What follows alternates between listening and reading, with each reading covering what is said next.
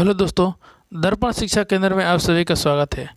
जैसा कि आप लोग जानते हैं, सीटेट दिसंबर 2022-23 के लिए हम लोग तैयारी कर रहे हैं और इसमें 1 to 5 और 68 दोनों के लिए गणित शिक्षण का हम लोग क्रमवार टेस्ट जो हुआ है उसमें क्वेश्चन को देख रहे हैं। ये दोनों जगह काम आएगा। गणित शिक्षण जो है हमारा 1 to 5 में भी और 68 दोनों जगह ही हमको काम आएगा। सीखेंगे इसको विस्तारित रूप से और अध्ययन करेंगे और एक एक क्वेश्चन को बहुत ही सही तरीके से उसका ज्ञान प्राप्त करेंगे। ठीक है। करे गणित में ध्यान दीजिएगा, करे कि गणित में त्रुटियों की एक महत्वपूर्ण भूमिका है। यह कथन है, यानी बच्चा गणित में त्रुटि करता है तो उसकी एक महत्वपूर्ण भूमिका है। यह कथन क्या है? पहला करे गलत, गलत क्योंकि गणित में त्रुटि का कोई स्थान नहीं है। ये सही है, गणित में त्रुटि का स्थान है। ठीक है, ये कह रहा है कि नहीं है, इसीलिए क्या है, गलत है। ठीक। अगला गलत क्योंकि त्रुटियाँ लापरवाही दर्शाती है। ऐसी बात नहीं है। जब तक जो बच्चा गलती नहीं करता है, त्रुटि नहीं करता है, तो उसका वो लापरवाही नहीं होता है। ठीक है, वो क्वेश्चन को नहीं समझा है, नहीं सीखा है, ये मतलब कर रहा है। सही क्योंकि ये बोध कराती है कि बच्चे गणित की अवधारणा किस प्रकार रचना करते हैं, गणितीकरण करते हैं। देखिए यहाँ पर दिया हुआ है, किस प्रकार रचना करते हैं, गणितीकरण करते हैं, किस प्रकार समझते हैं।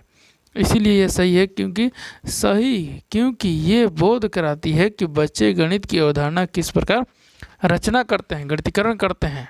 ठीक, गणित की एक महत्वपूर्ण भूमिका है। कारण कि सही ये क्योंकि ये विद्यार्थियों को उनके प्राप्तांकों के विषय में फीडबैक देता है, गणित की त्रुटि नहीं फीडबैक नहीं देता है, इसीलिए गलत है। ऑप्शन नंबर सी सही है। आगे देखिए, आगे कह रहा है 41 नंबर क्वेश्चन क्या कह रहा है? गणितीय संचारण उल्लेख करती है। गणितीय संचारण उल्लेख क्या करती है? गणितीय विचारों को समाहित और संगठित करने की दक्षता देती है। गणितीय संचारण यानी उल्लेख क्या करते हैं? तो गणितीय विचारों के समाहित अपने अंदर, ठीक है, और संगठन अपने अंदर, तो क्या करता है, करने की दक्षता देती है। जी सही है। कारण कि समस्याओं को सुलझाने की क्षमता देती है। समस्या को सुलझाने के लिए संचारण किया जाता है, नहीं, ये समझाने के लिए नहीं किया जाता है। अगला गणितीय प्रश्नोत्तरी में भाग लेने का कौशल है। गणितीय संचारण को उल्लेख करना नहीं, प्रश्नोत्तरी में भाग लेने का नहीं है, ये कौशल नहीं है। अगला करें गणित के कक्ष में बोलने की दक्षता है, ये भी नहीं। ठीक, तो गणितीय संचारण क्या करती है? तो गणितीय संचारण गणितीय विचारों को समाहित और संगठित करने की दक्षता देती है। ए नंबर ऑप्शन सही है। अगला देखिए, कह रहा है कि 42 नंबर गणितीय पाठ्यचर्या रूपरेखा एनसीएफ 2005, क्या एनसीएफ 2005 के अनुसार विद्यार्थी प्राथमिक विद्यालय में गणित पढ़ाने का मुख्य उद्देश्य निम्नलिखित में से कौन सा नहीं है? देखिए एनसीएफ के द्वारा जब पढ़ाएंगे प्राथमिक विद्यालय पर, तो कौन सा उद्देश्य नहीं है वही को चुनना है।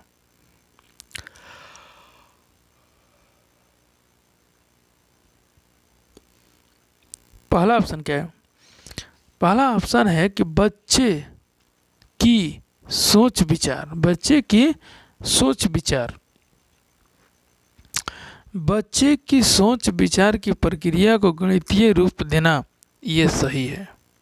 ठीक, आगे कर कि बच्चे के संदर्भ में गणित का वर्णन करना, बच्चे के संदर्भ में, ये भी सही है।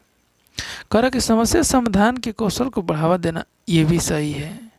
ठीक है, कर कि गणित में उच्चतर पढ़ाई की तैयारी करना, नहीं, उच्चतर पढ़ाई की तैयारी हम प्राथमिक लेवल पर नहीं करते हैं, इसीलिए गलत है क्वेश्चन ऑप्शन। ठीक है, और प्रश्न में हमारा दिया हुआ कि निम्न में से कौन सा असत्य है, असत्य पूछा है। ठीक है, देखिए यहाँ पर दिया है निम्न में से कौन सा असत्य है, यहाँ दिया है कौन सा सही नहीं है, ये इसका मतलब यही है। ठीक है, तो कौन सा सही नहीं है? D number option. गणित में उच्चतर पढ़ाई की तैयारी करना, ये प्राथमिक स्तर पर सही नहीं है, इसीलिए ये सत्य है क्योंकि नहीं पूछा है।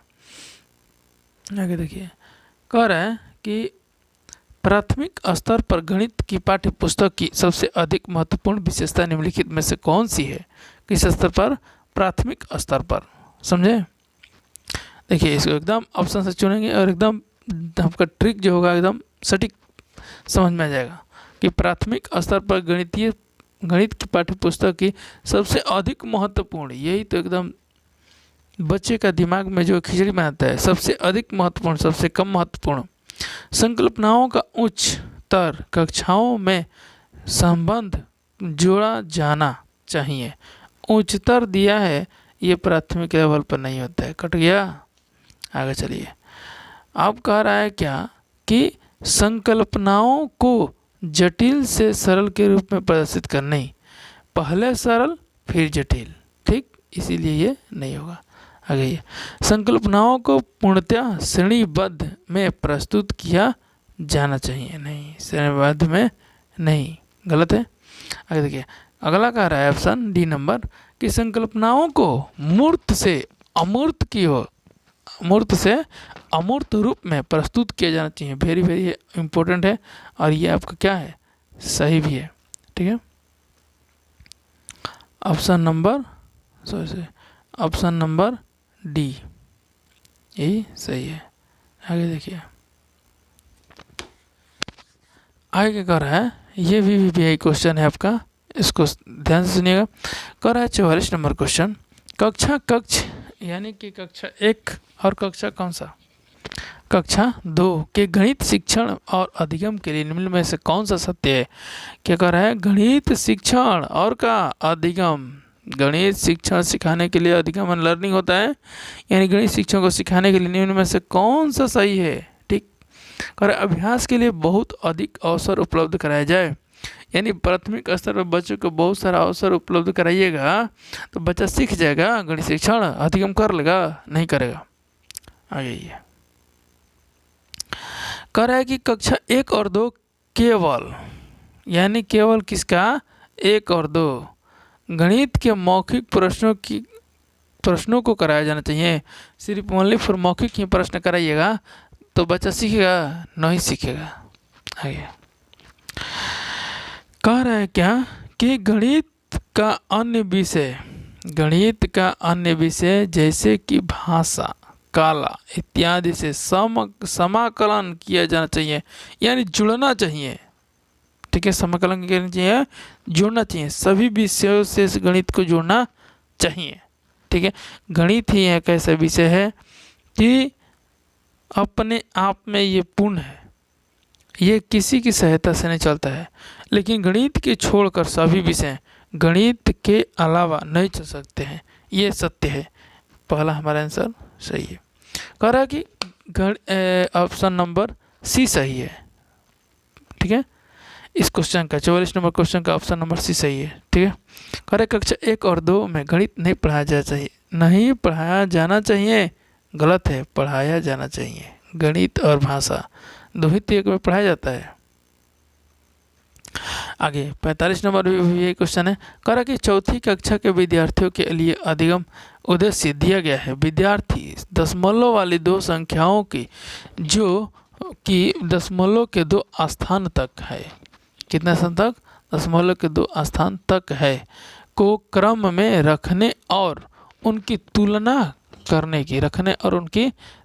करने की योग्यता रखता है।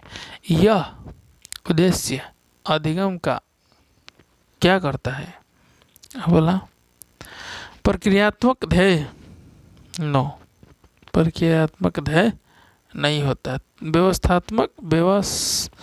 व्यवस्थित ध्येय में उद्देश्य होता है, व्यवस्थित ध्येय में, सामाजिक ध्येय नहीं, विषयात्मक ध्येय, क्योंकि कोई भी क्वेश्चन होता है विषय से ही रिलेटेड होता है, इसीलिए क्या होगा, विषयात्मक ध्येय। Thank you. सेकेंड टेस्ट का क्वेश्चन सॉल्व हो गया शिक्षण का। अब हम लोग अगले इस टेस्ट के क्वेश्चन देखेंगे।